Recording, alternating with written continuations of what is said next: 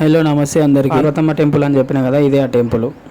ఇక అమాస పున్నాలకైతే జనాలు ఎక్కువ ఉంటారు, వేల మందిలో ఉంటారు. పైన గుట్ట పైన ప్లేస్ సరిపోకుండా ఇక్కడ కింద కూడా వచ్చి పడుకుంటారు అనమాట. ఇక మేమైతే లోపలికి ఎంటర్ అయినాం టెంపుల్ లోపలికి. మొత్తం గ్రిల్స్ అన్నీ ఉన్నాయి, జనాలు ఉన్నా లేకున్నా గ్రిల్స్ లోపల నుంచి పోవాలి, వేరే దారి లేదు. ఇక కొంతమంది అయితే కింద దర్శనం చేసుకొని గుట్ట పైనకి ఎక్కుతారు, మరికొంతమంది అయితే పైన దర్శనం చేసుకొని లాస్ట్ కిందికి వచ్చి మొక్కి వెళ్ళిపోతారు రిటర్న్. ఇక చూడుర్రి, లైన్లలో చూసి ఒక్కరు కూడా లేరు, మేమిద్దరం మాత్రమే ఉన్నాం. ఇక లోపలికి అయితే ఎంటర్ అయినాం.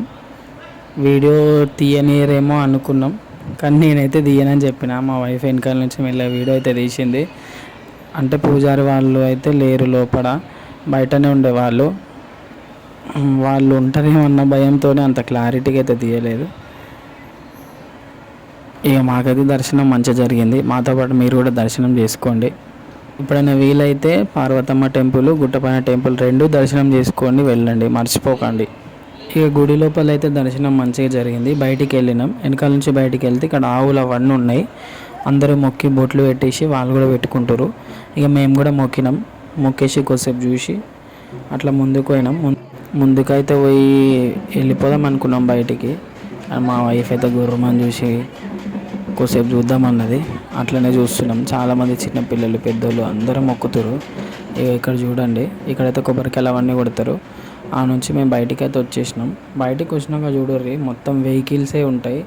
ఎందుకంటే చిన్న బండ్ల కాడ నుంచి పెద్ద పెద్ద బండ్ల వరకు కూడా మొత్తం ఈడనే పూజలు చేస్తారనమాట. గుట్ట పైన చాలా రేరు, ఎక్కువ బండ్ల పూజలు అయితే మొత్తం ఈడనే జరుగుతాయి. ఇక చూడండి, ఆటోలు, స్కూటీలు అన్నీ ఉన్నాయి. ఇది మెయిన్ ఎంట్రన్స్ గుడి బయటనే. ఇక బయటికి ఇక్కడ సైడు అంతా అయిపోయినాక బయటకు వచ్చినాం. ఇక్కడ చూడరు, ఇక ఇవన్నీ దారాలు, ఇవన్నీ బొంగులు అవన్నీ ఉంటాయి ఇక్కడ. ఇక మాకైతే మంచిగా జరిగింది. గుట్టపైన కింద రెండు దర్శనాలు అయితే మంచిగా జరిగినాయి. చూడుర్రి, గుట్టపైన వ్యూ కూడా మంచిగా అనిపిస్తుంది ఇక్కడ. మీరు కూడా ఎప్పుడైనా వీలైనప్పుడు వచ్చు దర్శనం